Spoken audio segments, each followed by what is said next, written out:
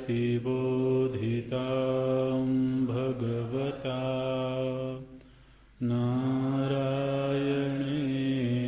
स्वयं व्यासेन ग्रथितां पुराणमुनिना मध्ये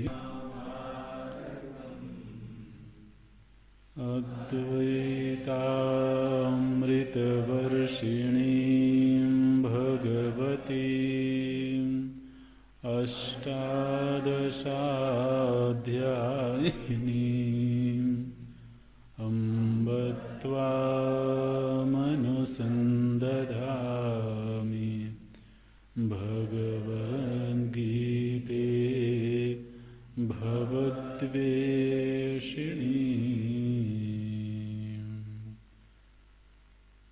नमोऽस्तु ते व्यासविशालबुद्धे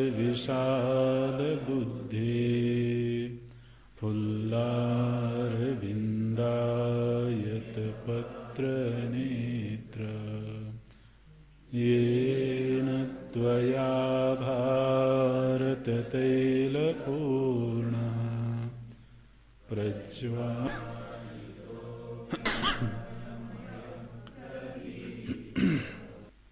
प्रपन्नपारिजाताय स्तोत्रवेत्रैकपाणये ज्ञानमुद्राय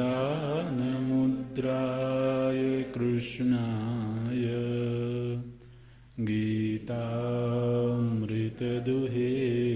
नमः। सर्वोपनिषदो गावो दोग्धा गोपालनन्दना पार्थो वत्सः सुधीर्भोक्ता दुग्धं गीतामृतं महत्। वसुदेवसुतं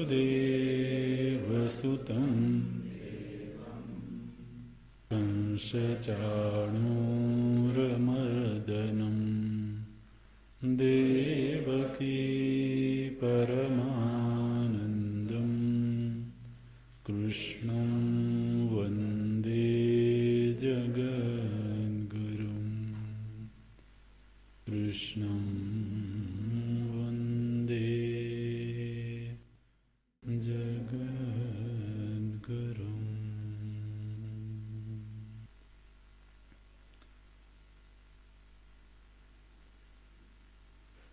आरुरुक्षो मुनिर्योगम्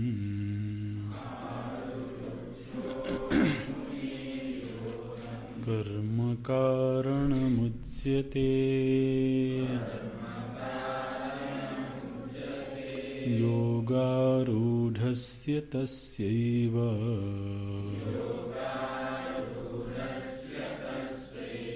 शमः कारणमुच्यते यदा हिनेन्द्रियार्थेषु न कर्मस्वनुषज्यते सर्वसंकल्पसन्न्यासी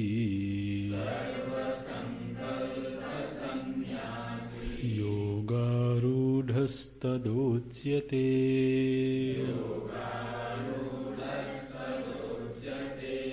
यदा हिनेन्द्रियार्थेषु न कर्मस्वनुषज्यते सर्वसंकल्पसन्न्यासी योगारूढस्तदोच्यते।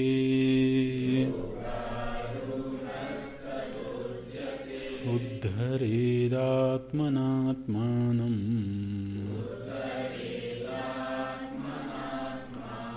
नात्मानमवसादयेत् आत्मैव ह्यात्मनो बन्धुः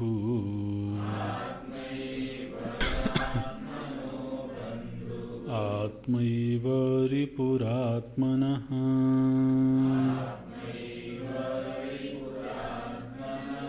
बन्धुरात्मात्मनस्तस्य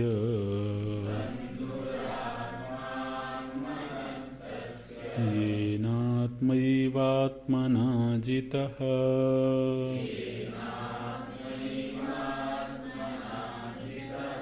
अनात्मनस्तु शत्रुत्वे वर्तेतात्मैव शत्रुवत्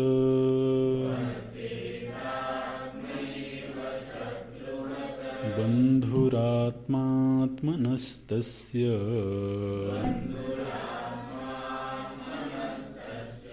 येनात्मैवात्मना जितः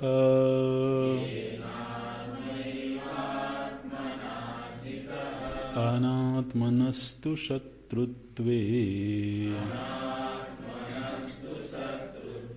वर्तेतात्मैव शत्रुवत्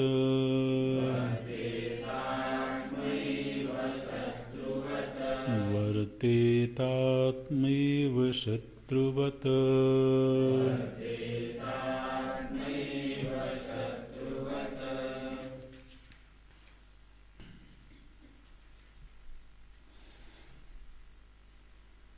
मुनेः योगम् आरुरुक्षोः कर्म कारणम उच्यते। जो कोई मनुष्य मननशील है माने समझदार है और वह अपने जीवन को ऊर्ध्वगामी बनाना चाहता है, वो निरंतर मंगल की कामना रखता है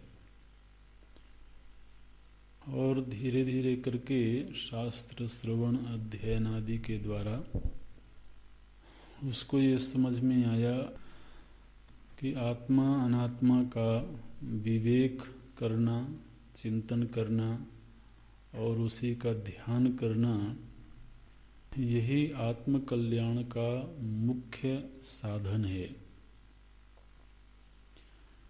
लेकिन पूर्व के जन्मों के अनेक संस्कार चित्त में हैं। कुछ रागद्वेष से उत्पन्न संस्कार हैं, कुछ पूर्व कृत संस्कार हैं। तो अभ्यास जन्य बहिर्मुखता का दोष, माने एक बहिर्मुखता होती है जो अभ्यास जन्य होती है। कभी अंतर्मुखी होने का अभ्यास ही नहीं किया, कभी शांत बैठने का, कभी ध्यान में बैठने का, एकाग्रचित्त होने का अभ्यास ही नहीं हुआ, तो जीवन भर केवल बाह्य विषयों का चिंतन, व्यवहार, इन्हीं सब का अभ्यास रहा, तो अभ्यास जन्य दोष की वजह से भी चित्त में विक्षेप रहता है। दूसरे तो बाहर के जो लोग हैं उनमें से किसी के साथ में राग कर लिया, किसी के साथ द्वेष कर लिया, तो ये भी चित्त के विक्षेप का कारण बन गया। अब ऐसा जो चित्त है वो ध्यान योग में तत्पर होने को प्रस्तुत नहीं होता है। एक तरफ वो ऐसा करना चाहता है, लेकिन मन के इन दोषों की वजह से वो ऐसा नहीं कर पाता है। तो उसके लिए भगवान कहते हैं कि तुम अभी कर्म का जीवन जियो, व्यवहार करो, सत्कर्म करो, सेवा करो, पूजा करो, और व्यवहार की जो सावधानियां हैं उन सावधानियों के साथ व्यवहार करो। तो उससे क्या होगा कि जब हम कर्म क्षेत्र में जाते हैं तो वहां हमको तरह तरह के लोगों के साथ व्यवहार करना होता है, और ऐसा करते समय तो हमारे ही व्यक्तित्व के जो दोष हैं वो निकल के सामने आते हैं। तो कोई अनुकूल व्यक्ति पड़ा तो उससे आसक्ति हो गई, कोई प्रतिकूल व्यक्ति मिल गया तो उससे शत्रुता हो गई। तो ये जो हमारे चित्त के दोष हैं वो हमको भी तब पता लगते हैं जब हम व्यवहार कर रहे होते हैं, और हमारे दोषों के ऊपर चोट भी लगती है। तो ये जो जगत है ये हमारे दोषों को प्रकट भी करता है और चोट भी मारता है। तो जब बार बार चोट लगती है तो व्यक्ति उन दोषों के प्रति सावधान होता है, उनसे बाहर निकलने का प्रयत्न करता है। तो एक तो चित्त के दोषों का पता लगना, फिर उनका बाहर निकालने के लिए प्रयत्न करना, और दूसरा व्यवहार में कोई बहुत सार्थकता नहीं है, जीवन में बहुत सारे मित्र बना लिए जाएं या बहुत सारे शत्रु बना लिए जाएं, उनसे भी जीवन में कोई खास बना बिगड़ा नहीं, ऐसा जब अनुभव हुआ तो धीरे धीरे करके चित्त स्वतः ही तो व्यवहार से उपराम होने लगेगा। तो वो जो चित्त के दोष हैं भगवान उपाय बताते हैं, उनका प्रक्षालन होगा कर्म रूपी साधन पर सवार होने से। उसकी शर्तें ये हैं कि कर्म किसी के निर्देशन में किया जाए, किसी के अनुशासन में, वो हमारे गुरु का अनुशासन हो, प्रभु का अनुशासन हो। तो ऐसा करने से धीरे धीरे करके वह व्यक्ति स्वयं ये अनुभव करने लगता है कि एक तो जो अभ्यासजन्य दोष थे वो दोष भी थोड़े से शिथिल हुए हैं, और दूसरा राग द्वेष आदि का जो व्यवहार था उसमें भी शिथिलता आई है।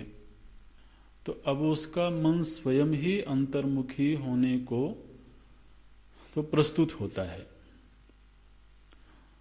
कोई बाहर वाला बताए या न बताए उसको मालूम हो कि नहीं, लेकिन वो हमें स्वयं ही ऐसा लगने लगता है कि अब मेरे भीतर तीव्र मांग उठने लगी है कि मैं अब अधिकतम समय ध्यानाभ्यास में, शास्त्र चिंतन में, श्रवण में गुजारूं।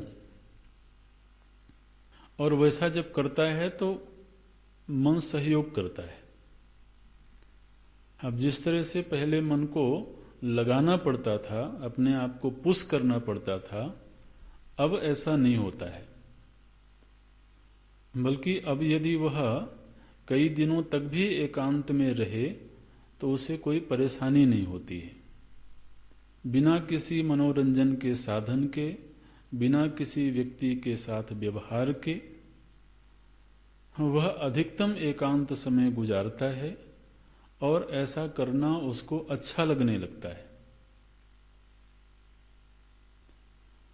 तो जिस दिन चित्त की यह स्थिति बन जाए या ये स्थिति बनने लगे, भगवान उसको अनुमति दे देते हैं कि तुम कर्तव्य कर्मों से संन्यास ले लो। शमः कारणम उच्यते। शम का वैसे तो अर्थ पढ़ा गया है मनोनिग्रह, लेकिन यहां वो अर्थ नहीं है। यहां शम का अर्थ है कर्तव्य कर्मों से उपरामता। देखिए भगवान भाष्यकार बोलते हैं योगारूढ़स्य पुनः तस्य एव शमः उपशमः। शमः का अर्थ पहला करते हैं उपशमः, फिर बोलते हैं सर्वकर्मभ्यो निवृत्ति। जिसको पहले कहा गया था कि तुम कर्तव्य कर्म करो, सेवा करो, खूब सेवा करो, समाज में जाओ, समाज के उत्थान के कार्य करो, समाज में जो भी तो उत्थान का साधन हो सकता है, अपनी सामर्थ्य, अपनी योग्यता के अनुसार खूब सेवा करो। लेकिन पूरा जीवन केवल कर्म में ही नहीं गुजरना चाहिए। कोई ऐसा समय भी आना चाहिए जबकि मन अंतर्मुखी होने लगे, आत्माभ्यासी होने लगे, तो भगवान उसको ये अनुमति दे देते हैं कि तुम अपने कर्तव्य कर्मों से विधिवत तरीके से निवृत्ति ले लो। अब आप देखिए, जो लोग गीता जी को केवल कर्म प्रधान ग्रंथ मानते हैं, वो फिर इन पंक्तियों की संगति नहीं लगा सकते। जहां भगवान स्वयं ये अनुमति दे रहे हैं कि तुम अब कर्मों का त्याग कर सकते हो। भगवान भाष्यकार जी ने बोल दिया सर्व कर्मभ्या, मैंने उसमें फिर केवल निषिद्ध और काम्य ही नहीं, सर्व कर्मभ्या निवृत्ति। तो पूरी तरह से निवृत्ति का अधिकार स्वयं भगवान दे रहे हैं। लेकिन किसको दे रहे हैं? योगारूढ़ से। और योगारूढ़ कौन है, ये कोई संस्था नहीं तय कर सकती है, ये वो व्यक्ति स्वयं ही तय करेगा कि मेरी आंतरिक स्थिति ऐसी हो गई है या नहीं हो गई है। इसलिए वास्तव में तो यह जो सन्यास है, यह कोई माने फौज खड़ी करने वाली बात नहीं है।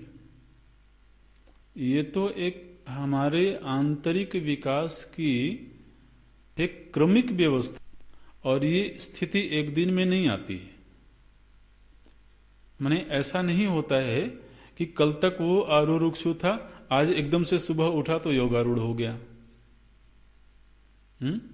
ये तो आरूरुक्षु बनने की एक लंबी प्रक्रिया है, फिर आरूरुक्षु से योगारूढ़ बनने की एक लंबी प्रक्रिया है। ठीक है, एक साधारण व्यक्ति आरूरुक्षु बन जाए, ये भी जल्दी होता नहीं है। लेकिन धीरे धीरे आंतरिक विकास हो, आंतरिक परिवर्तन हो, और वह योगारूढ़ की स्थिति में पहुंचने लगे, तो भगवान कह देते हैं कि अब तुम निवृत्ति ले लो, और निवृत्ति परक जो फिर कर्तव्य होंगे उनका पालन करो। फिर संन्यास आश्रम संबंधी जो कर्तव्य हैं, नहीं ऐसा नहीं कि कोई कर्तव्य नहीं होगा। संन्यास आश्रम में जाकर के फिर श्रवण है, मनन है, शास्त्र चिंतन है, उपदेश आदि है। तो माने वो कर्म करो जो ध्यान परायण हो, वो कर्म जो ध्यान के सहयोगी हों। देखिए, जब हम समाज में जाते हैं ना, और समाज में सेवा के कार्य भी करते हों, तो सेवा के कार्य भी वास्तव में तो ध्यान के सहयोगी नहीं होते हैं। अब समाज में गए और वहां तो चाहे सात्विक कार्य ही करना हो, चाहे शास्त्र संबंधी कार्य ही करना हो, मान लीजिए प्रवचन कार्य ही करना है, तो अब उसमें फिर वो समय निर्धारित है, इस समय पर जाना है, वहां जाना है, इन लोगों से मिलना है, बहुत सारी चीजें हैं। तो वो सात्विक से सात्विक कर्म भी तो चित्त में विक्षेप तो पैदा करता ही है। अब किसी दिन मूड हो गया कि नहीं, अब आज 4 घंटे ध्यान में बैठेंगे, और उसी समय सत्संग में जाना है।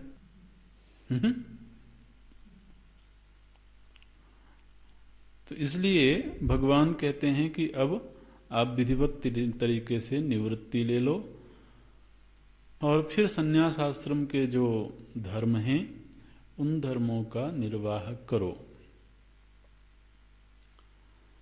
प्रभु जी से पूछा गया कि देखिए, भगवान भाष्यकार की 1-2 पंक्तियां देख लेते हैं।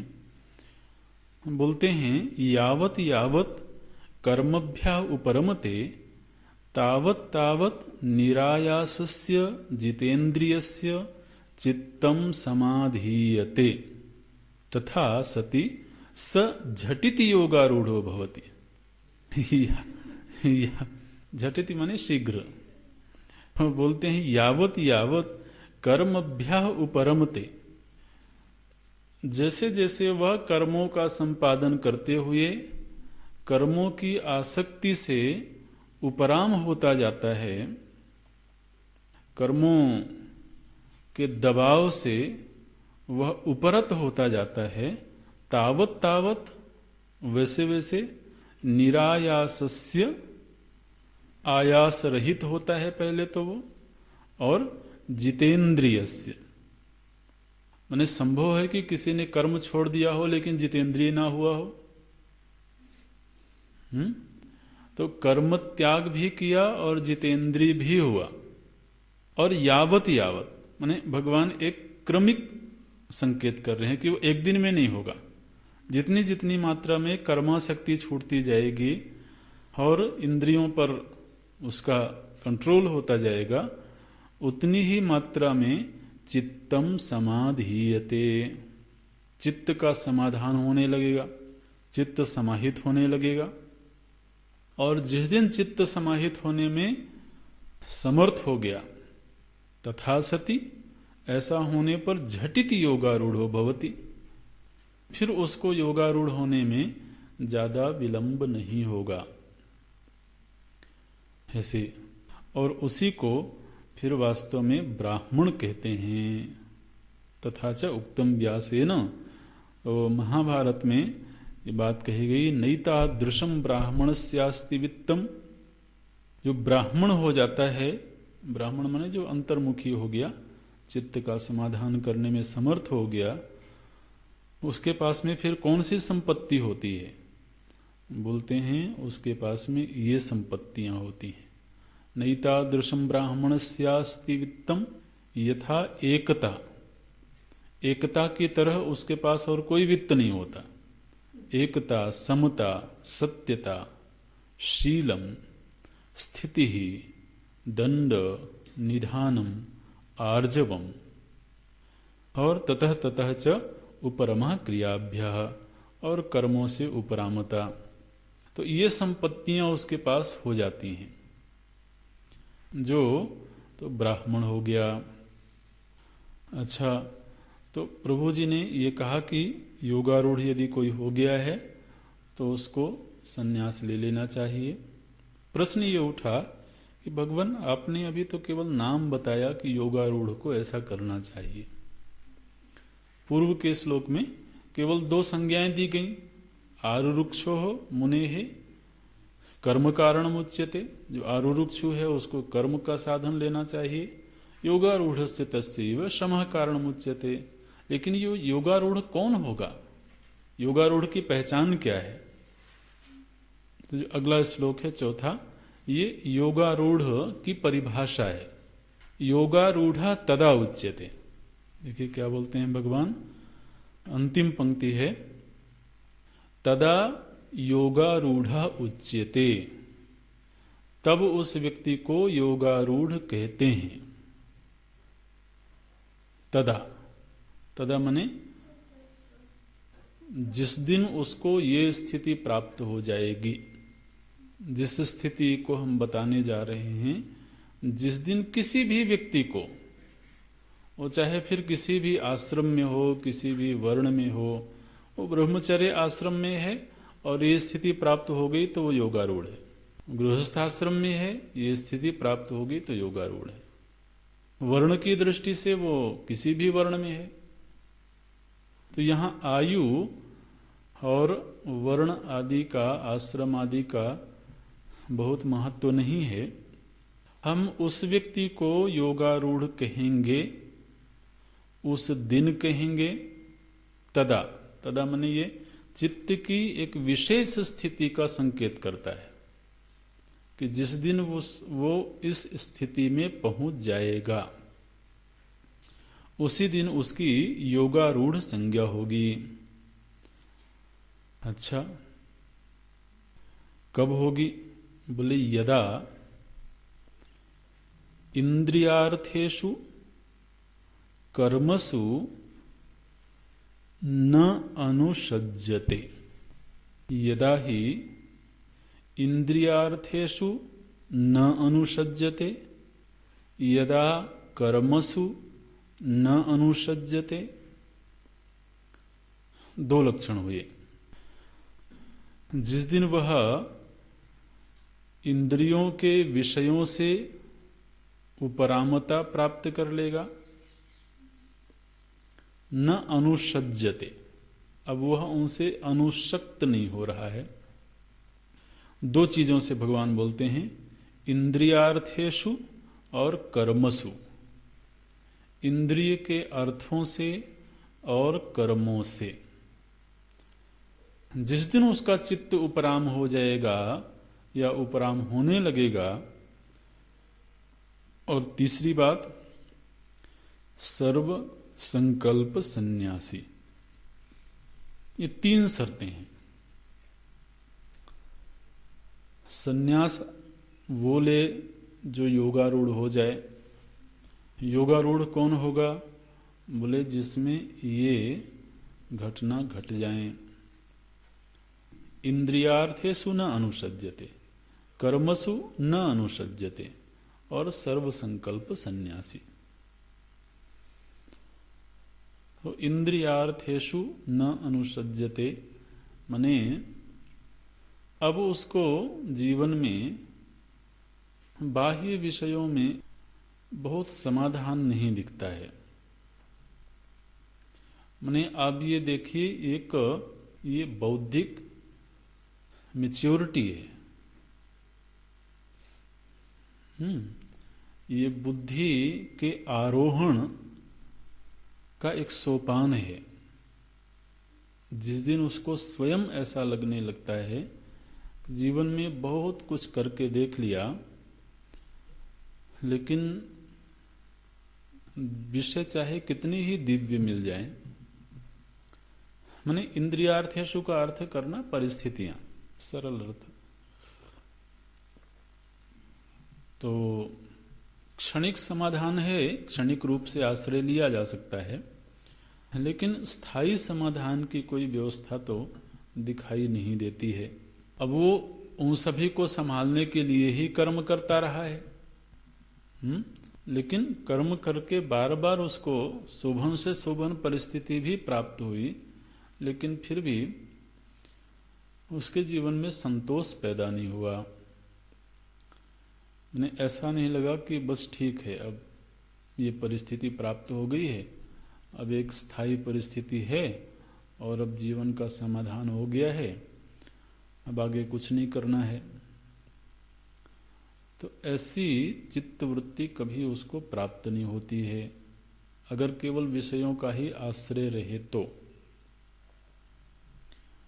दूसरे क्या होता है, कभी कभी ऐसी भी स्थिति आती है व्यक्ति के मन में जबकि वो थोड़ा परिस्थितियों से विरक्त होता है, लेकिन जीवन भर वो काम करता रहा है, तो अभी उसको कोई फल नहीं चाहिए, लेकिन उसको कोई ना कोई काम चाहिए। वो फल के प्रति संतुष्ट हो गया, जितनी जरूरत थी उतने के लिए पर्याप्त हो गया, लेकिन ऐसा होने पर अब उसको लगता है कि मैं कुछ करूंगा नहीं तो करूंगा क्या है ना। तो अब उसको कोई काम चाहिए, किसी फल के लिए नहीं, अपने आप को व्यस्त रखने के लिए। तो इसको बोलते हैं कर्माशक्ति।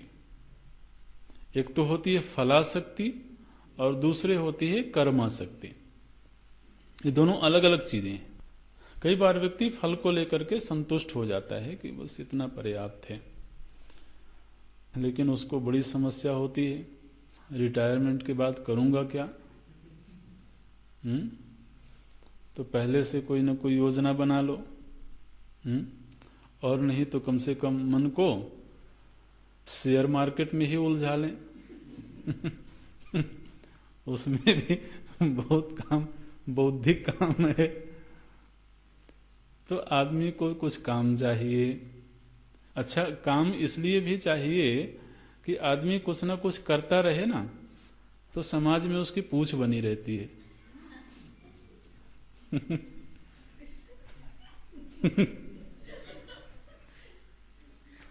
मैंने पूछ, मैंने लोग पूछते रहते हैं लोग।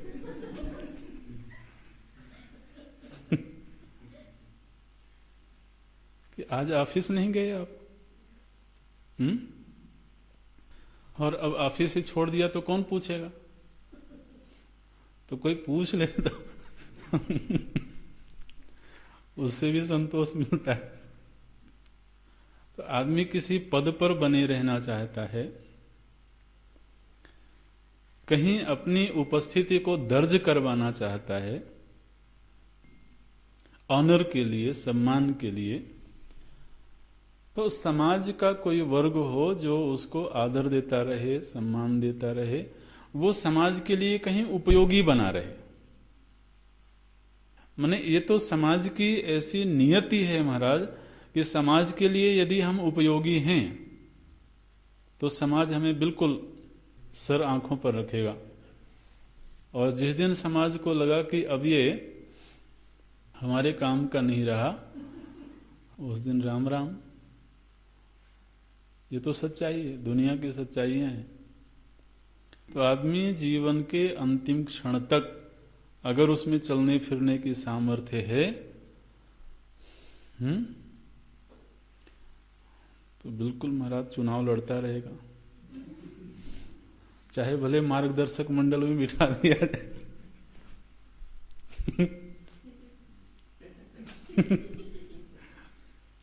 क्यों? क्योंकि जिस दिन घर में बैठ जाएंगे उस दिन तो कोई पूछेगा नहीं।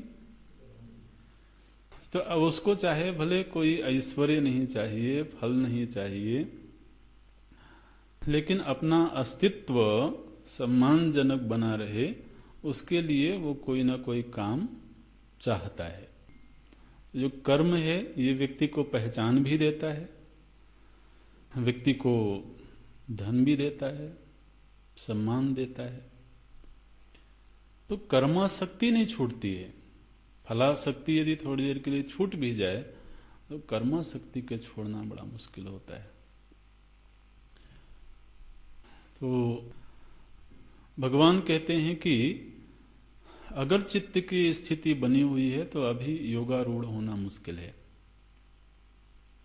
जहां फलाशक्ति भी छूट जाए और कर्माशक्ति भी छूट जाए, ये दो स्थितियां पहले होंगे। और फिर बोलते हैं सर्व संकल्प सन्यासी। माने अब उसकी जो कल्पनाशीलता है वो बहुत ज्यादा शोभन से शोभन चीजों की वो कल्पना नहीं करता है कि बस ये दो चार चीजें रह गई हैं, ये पूरी हो जाएं तो फिर समाधान हो जाएगा, फिर दो चार चीजें खड़ी हो गई, वो पूरी हो जाएं तो समाधान हो जाएगा। तो ऐसे जो संकल्प करता रहता है, ये संकल्प बिल्कुल आंतरिक स्थिति है। बाहर से यदि फलाशक्ति और कर्माशक्ति दोनों छूट भी गई हों तो भीतर ही भीतर कल्पना होती रहेगी कि देखो मैंने काम छोड़ दिया, तो अब परिवार और समाज तो कैसे गलत दिशा पर जाने लगा।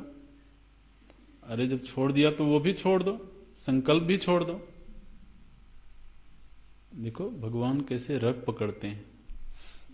घर में कभी कभी बड़े बुजुर्ग होते हैं, उन्होंने काम भी छोड़ दिया और कुछ चाहिए भी नहीं, लेकिन अब संकल्प चलता रहेगा, घर में ये ऐसा रहता तो ठीक होता, समाज में ये ऐसे व्यवहार करता तो ठीक होता। अरे अब समाज और परिवार को जाने दो जहां जा रहा है, तुम क्यों परेशान हो रहे हो? तो एक तरफ तो काम छोड़ दिया, कुछ करना नहीं है, लेकिन भीतर ही भीतर कल्पना चल रही है, ये ऐसे होता तो अच्छा होता, वैसे होता तो अच्छा होता।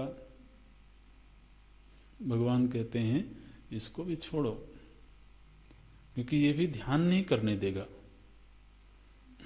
बल्कि इसमें ज्यादा परेशानी है, क्योंकि एक तरफ हम कुछ कर भी नहीं सकते हैं और दूसरी तरफ भीतर ही भीतर संकल्प भी चल रहा है। तो ये तीन चीजें जब सध जाएं, न इंद्रियार्थेषु समाधानम पश्यति, न कर्मसु समाधानम पश्यति, और न बहुत सारी कल्पनाओं के जंजाल में फंसा हुआ है।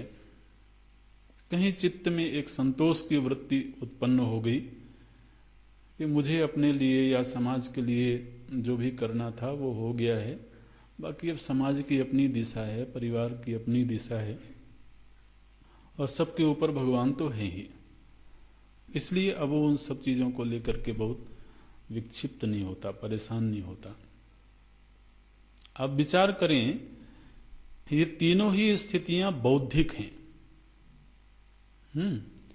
कर्माशक्ति का छूट जाना भी, फलाशक्ति का छूट जाना भी, और सम्यक कल्पनाओं का छूट जाना भी, ये तीनों बौद्धिक स्थितियां हैं। जो बुद्धि के इस स्तर को प्राप्त कर लेता है, भगवान कहते हैं तदा, तदा माने कोई उसकी आयु नहीं है। हाँ, इसलिए सन्यास की कोई आयु नहीं है कि नहीं 75 वर्ष में ही सन्यास लेंगे, ऐसी कोई आयु नहीं है। ये स्थिति किसी को 60 वर्ष में प्राप्त हो सकती है, 20 वर्ष में प्राप्त हो सकती है, और किसी को नहीं हो तो पूरा जीवन गुजरने पर भी नहीं होता है। लेकिन जब भी ये बौद्धिक स्थिति प्राप्त होगी, तभी उसका मन, उसकी बुद्धि 100% उसके लिए अवेलेबल होगी, उसके लिए उपलब्ध होगी। आखिर हमारी जो मानसिक शक्ति है वो इन्हीं चीजों में तो लगती है। तो अब उसको अपने मन की उपलब्धता चाहिए, क्योंकि उसको ध्यान करना है, शास्त्र चिंतन करना है। ये स्तर प्राप्त हो जाए तो भगवान कहते हैं कि अब तुम सन्यास ग्रहण करने के पूरी तरह से योग्य हो गए हो, तैयार हो गए हो, योग पर आरूढ़ हो चुके हो, ध्यान योग पर तो आरूढ़ हो चुके हो। और फिर आगे चलो इसके, देखिए भगवान भाष्यकार बोलते हैं, यदा समाधीयमान चित्तो योगी ही, जिस दिन उसका चित्त समाधान होने के लिए तैयार होगा, कब होगा? बोले इंद्रियाणाम अर्थाः शब्दादयः तेषु इंद्रियार्थेषु, दूसरे कर्मसु, कौन से कर्म? नित्य नैमित्तिक काम्य प्रतिषिद्धेषु। देखिए विहित कर्मों की भी चर्चा करते हैं, जो हमारे नित्य कर्म हैं उन सब की भी चर्चा करते हैं। इनमें भी अब उसको कोई बहुत आसक्ति नहीं रही। नित्य नैमित्तिक काम्य प्रतिषिद्धेषु प्रयोजनाभाव बुद्ध्या, प्रयोजन अभाव बुद्ध्या। कर्माशक्ति कब छूटी? जब उसको लगा कि अब इसमें कोई प्रयोजन नहीं है। अब देखिए कर्माशक्ति ऐसी होती है कि अगर आध्यात्मिक कर्म करने का भी अभ्यास हो किसी को, तो गुरुकुलों में भी देखते हैं हम, विद्यार्थी ऐसे ऐसे भी आते हैं जो पहले से जप करता रहा है, कोई अनुष्ठान करता रहा है, कोई ग्रंथ का पाठ करता रहा है। अब उसको कहा जाए कि तुम वो छोड़ दो और ज्यादा से ज्यादा श्रवण में ध्यान दो, अब उसके लिए बड़ा भारी पड़ता है। इतने साल से तो मैं ये सब करता रहा हूं, तो अब वो कर रहा है किसी फल के लिए, ऐसा जरूरी नहीं है, लेकिन वो जो कर रहा है उसी का अभ्यास हो गया है उसको। अब वो जो किसी दिन नहीं करता है तो उसको लगता है कि जैसे मैं कुछ गलत कर रहा हूं। इतने सालों से वो कोई जप करता रहा, अनुष्ठान करता रहा, और अब गुरु ने कहा कि इसको छोड़ो, अभी तुमको दूसरा काम करना है। अब इतने सालों से उसका जो अभ्यास था, एक दिन जब उसने छोड़ा तो उसको बड़ा बुरा लगा कि शायद मैं कोई गलत तो नहीं कर रहा हूं। तो ये भी एक आसक्ति होती है।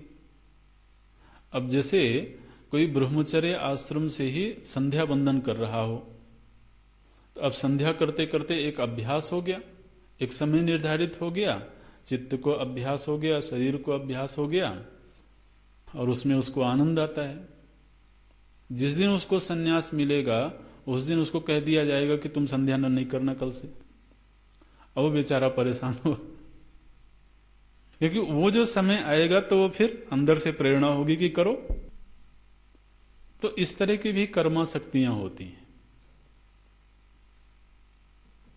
भगवान भाष्यकार बोलते हैं नित्य नैमित्तिक काम्य प्रतिषिद्धेषु प्रयोजन अभाव बुद्धिया, उनमें अब उसको प्रयोजन नहीं दिखता है, इसलिए न अनुसज्जते अनुसंगम कर्तव्यता बुद्धिम न करोति। न अनुसज्जते माने अब उसके भीतर कर्तव्यता का दबाव नहीं है कि अगर तुम ऐसा नहीं करोगे तो कुछ अनिष्ट हो जाएगा, इस तरह का दबाव नहीं है उसके मन में। यह है न अनुसज्जते। दूसरे सर्व संकल्प सन्यासी ने सर्वान संकल्पान यह मूत्रार्थ काम हेतु संन्यासितुम शीलम अस्य, जो हर प्रकार के संकल्पों को छोड़ने में समर्थ हो गया, वही योगारूढ़ प्राप्त योग इति तस्मिन् काले उच्यते। सर्वसंकल्प सन्यासी इति वचनात् सर्वान् च कामान् सर्वाणि च कर्माणि संन्यसेत इत्यर्थः। क्योंकि संकल्प यदि भीतर बना है तो वो उसको जरूर कुछ ना कुछ करवाएगा, उसे प्रेरित करेगा कुछ ना कुछ करने के लिए। इसलिए अब वह संकल्प भी नहीं करना चाहता है। संकल्प करता है तो केवल ध्यान करने का, गुरु आज्ञा में रह करके जो साधना पद्धति बताई गई उस साधना को करने का, केवल उतना ही संकल्प करता है। तो ये एक प्रभु जी ने जीव के उत्थान की एक प्रक्रिया बताई कि इस तरीके से आरोहण होता है। अगर कोई मनुष्य अपने जीवन में ऊर्ध्वमुखी जीवन की दिशा बनाना चाहता है तो उसे इस तरह से मार्ग का अनुसरण करना चाहिए।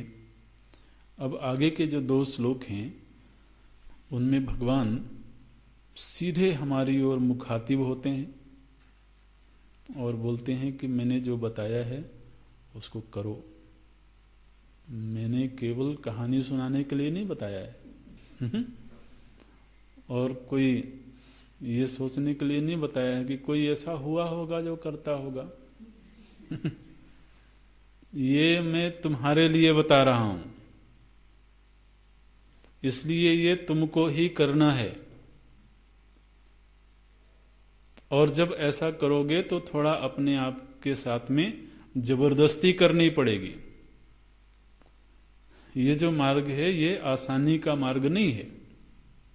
इसलिए अगले श्लोक में क्या बोलते हैं, बोले आत्मानम उद्धरेत, तुम अपने आप का उद्धार करो। आत्मानम उद्धरेत, अपने आप का उद्धार करो। कैसे करें महाराज? बोले आत्मना, स्वयं के द्वारा। आत्मना ये तृतीया विभक्ति में है। आत्मानम अपने आप का, अपने आप के द्वारा अपने आप का उद्धार करो। उद्धार कैसे करेंगे? बोले हमने पूर्व में प्रक्रिया बता दी है। यदि साधारण व्यक्ति हो तो आरुरुक्षु बनो। आरुरुक्षु हो गए हो तो धीरे धीरे योगारूढ़ बनने की प्रक्रिया में आगे बढ़ो। योगारूढ़ हो गए हो तो फिर ध्यान आदि का जीवन जियो। तो ये उद्धार की प्रक्रिया हमने बता दी है और अब ये प्रक्रिया तुम्हें खुद ही करनी पड़ेगी। बोले नहीं, मेरे लिए कोई और कर लेता तो अच्छा होता। बोले तुम अपना उद्धार करो। वो बोलता है नहीं, मेरा उद्धार तो मेरे गुरुजी करेंगे। अच्छा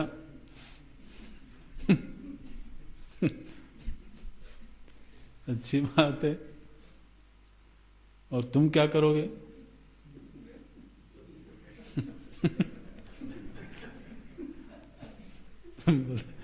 मैं भंडारा में जाऊंगा।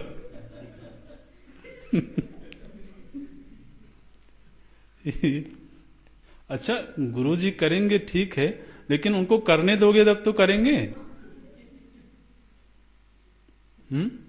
समस्या तो वहां आती है। बोले प्रभु जी करेंगे। प्रभु जी तो करेंगे ही, वो तो हाथ फैलाए खड़े ही हैं। समस्या ये है कि हम करने नहीं देते हैं ना, दिक्कत तो वहां आती है। इसलिए भगवान कहते हैं कि पहले तो तुम्हें ये संकल्प लेना पड़ेगा कि मुझे अपना उद्धार करना है। उद्धार शब्द का अर्थ क्या होता? उत्हरियते, अपने आप को थोड़ा सा हरण करना पड़ेगा। हरि, हरणे, हरि धातु है इसमें, हरण करके करने के अर्थ में। तो आप जानते हैं कि जब किसी का हरण करना होता है तो उसमें थोड़ा जबरदस्ती करनी पड़ती है। हरण करने के लिए अगर उसको फुसलाया और चल दिया तो उसमें हरण क्या हुआ? भाई हरण तो तब है जब वो न जाना चाहे और उसको जबरदस्ती हाथ पकड़ा और खींच के ले गया, तब तो बोलेंगे कि इसका हरण किया गया। तो भगवान क्या कह रहे हैं कि तुम्हें अपने आप के साथ में थोड़ा लड़ना पड़ेगा। अपने ही भीतर की कमजोरियों, अपने ही भीतर की बुराइयों के साथ में तुमको जबरदस्ती करनी पड़ेगी। और हरण करके ले कहां जाएंगे? बोले उत्हरित, ऊपर की ओर। तब बनेगा उद्धार। तो माने ये है कि हमारी जो अपनी कमजोरियां हैं, हमारे प्रमाद हैं, उन प्रमादों को छोड़ने का हमें स्वयं ही प्रयत्न करना होगा। ये भगवान चाहते हैं। आत्मना आत्मानम उद्धरेत। और यदि तुम ऐसा नहीं करोगे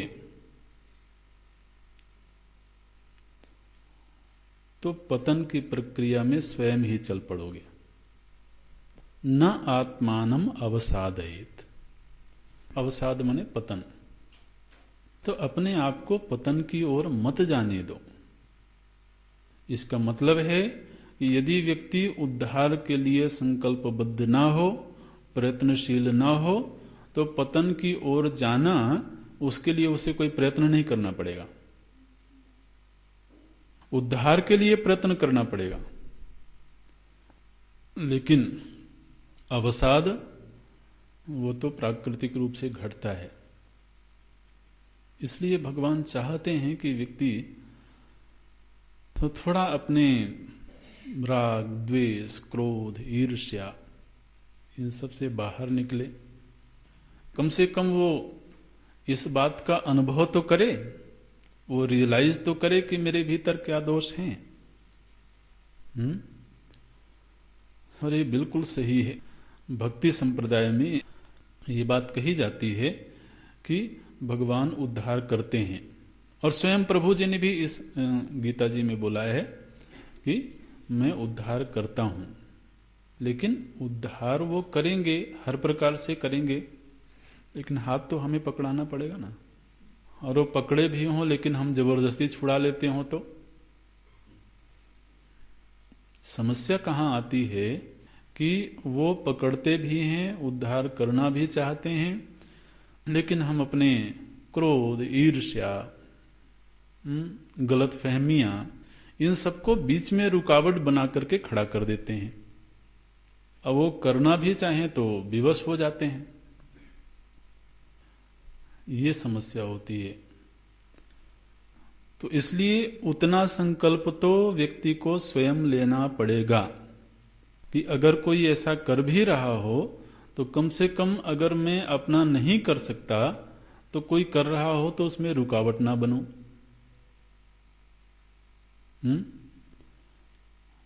और ये संकल्प खुद को लेना पड़ेगा, इसके लिए खुद ही संकल्पबद्ध होना पड़ेगा। और वो अवसर भी हमेशा होता नहीं है। भगवान के मन में भी संकल्प आ जाए या किसी गुरु के मन में संकल्प आ जाए कि अच्छा इस व्यक्ति का अब उद्धार करना है, तो वो अवसर भी हमेशा नहीं आता है जीवन में। यदि जीवन में कभी भगवत कृपा से वो अवसर आ जाए तो उस अवसर को गंवाना नहीं चाहिए। कोई कीड़ा नदी में बहा जा रहा हो, तट पर बैठा हुआ कोई व्यक्ति है, वो चाहता है कि बह जाएगा तो उसको पकड़ता है, बाहर निकालने की कोशिश करता है। अब वो हाथ में पकड़ा और उछल के फिर से चला गया, तो फिर भी वो कोशिश करता रहे। अरे भाई, तो तुम खुद पार नहीं निकल सकते तो कम से कम उसके हाथ में बैठे तो रहो चुपचाप। उछल के भाग जाओगे बार बार तो फिर क्या करे वो। बोलते हैं आत्मना आत्मानम उद्धरेत। और यदि तुम ऐसा नहीं करोगे तो ध्यान रखना, दुनिया में तुम्हें शत्रुओं की जरूरत नहीं है, तुम स्वयं अपने शत्रु बन जाओगे। ये बोलते हैं आत्मैव ही आत्मनो बंधु। यदि तो अपने उद्धार का संकल्प ले लिया और उस मार्ग पर चल पड़े तो तुम्हारा तुमसे बेहतर और कोई मित्र नहीं हो सकता। ये बोलते हैं आत्मैव ही आत्मनो बंधु। और यदि ऐसा करने का संकल्प नहीं लिया तो तुम्हें बाहर दूसरे दुश्मन खोजने की भी आवश्यकता नहीं है। आत्मैव माने आत्मा एव रिपुः। आत्मा ही रिपु है। आत्मा का मतलब स्वयं। हाँ, आत्मा ही आत्मा की शत्रु है, आत्मा ही आत्मा का मित्र है। ये भगवान बोल रहे हैं। यहां आत्मा शब्द वाच्य स्वयं। हम स्वयं ही अपने शत्रु भी बनते हैं और स्वयं ही अपने मित्र भी बनते हैं। कोई कहे कि नहीं नहीं, मेरा शत्रु तो दूसरा व्यक्ति है, तो भगवान भाष्यकार बोलते हैं उसको भी तुमने ही शत्रु बनाया होगा। वो जिस दूसरे व्यक्ति को तुम शत्रु कह रहे हो उसको भी शत्रु तुमने ही बनाया होगा। देखिए क्या बोलते हैं, आत्मा एव रिपुः, अंतिम पैराग्राफ है, आत्मा एव रिपुः शत्रुः। तुम स्वयं ही अपने शत्रु हो। और फिर बोलते हैं यह अन्य अपकारी, और जो अन्य तुम्हारा अपकार करने वाला है, बाह्य शत्रु हो, जो बाहर कोई तुम्हारा शत्रु है, सह अपि आत्म प्रयुक्त है एवं, उसका निर्माण भी तुमने ही किया है। वो अपने आप तुम्हारा शत्रु नहीं बना, बल्कि तुमने खुद ही शत्रु खड़ा किया। तो इसलिए तो ऐसा नहीं होना चाहिए। युक्तम एव अवधारणम आत्मा एव रिपुः। और बंधु भी स्वयं हो, नहीं अन्य कश्चित बंधु, यह संसार मुक्तये भवति। दुनिया में और ऐसा कोई बंधु नहीं है जो वास्तव में संसार से मुक्ति का साधन बने। वो तो व्यक्ति को स्वयं ही पहले संकल्प लेना पड़ता है, और यदि संकल्प ले लिया तो फिर उस संकल्प को पूरा करने में जीवन में कोई मिल गया बंधु की तरह से तो भाग्य की बात है। बोलते हैं बंधु अभी तावत मोक्षम प्रतिकूल एव स्नेहादि बंधन आयतनत्वात् तस्मात् युक्तम अवधारणम आत्मा एव ही आत्मनो बंधु इति। माने प्रभु जी ने इस श्लोक में ये बात कही कि हम सभी जानते हैं कि हमारे भीतर बहुत तरह की कमजोरियां हैं, प्रमाद है, बहुत तरह के तो चित्त के दोष हैं, शरीर के दोष हैं, स्वभाव संबंधी दोष हैं, आचरण संबंधी दोष हैं, ये हमको मालूम है। और यदि मालूम है तो वो जो दोष हमारे लिए व्यवधान उपस्थित करते हैं, कम से कम उन दोषों को हम स्थान न दें, या कम से कम अपने ही मन में उनको जस्टिफाई ना करें, उनका असहयोग करें कि चलो क्रोध आया, ठीक है आया, लेकिन उस क्रोध को यदि हम जस्टिफाई करने लगे, इट मीन्स कि हम उसको अपना मित्र मान रहे हैं, है ना। और एक तरफ ये जानते हैं कि यही क्रोध नाम की जो चीज है वो मेरे कल्याण में रुकावट बन जाती है। एक तरफ ये भी मालूम है कि मेरे ही भीतर का जो विकार है वो मेरे कल्याण में रुकावट बनता है। दूसरी तरफ वो जब आता है तो चूंकि वो मेरा है, ये ममता जो है ना बड़ी विचित्र है। क्रोध यदि दूसरे का हो तो उससे हम द्वेष करेंगे, और क्रोध यदि हमारा हो तो वो हमारा है ना।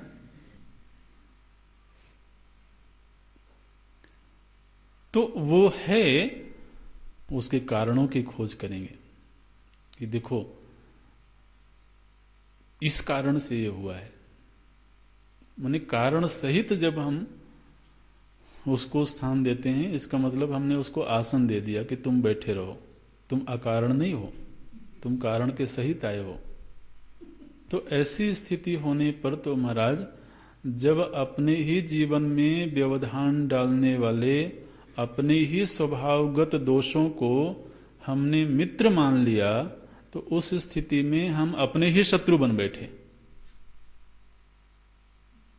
है ना। और जब हमने उनका असहयोग करना शुरू कर दिया तो हम अपने आप के साथ मित्रता करने लगे कि चाहे भले ही मेरे ही स्वभावगत दोष होंगे, लेकिन अब मुझे उनका सहयोग नहीं करना है। मित्र और शत्रु का लक्षण क्या होता है? मित्र का मतलब है जो हमें कल्याण के मार्ग में हमें ले चले और हमारा सहयोग करे।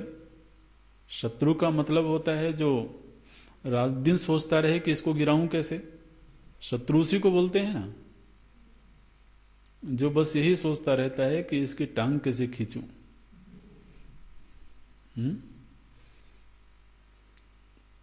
तो हम जब अपने ही भीतर देखें तो जो जो मनोवृत्तियां हमारे ही कल्याण में बाधक बन रही हों, उनका असहयोग करते हुए हम अपने कल्याण का वर्ण करें, तो हम अपने मित्र होने लगे।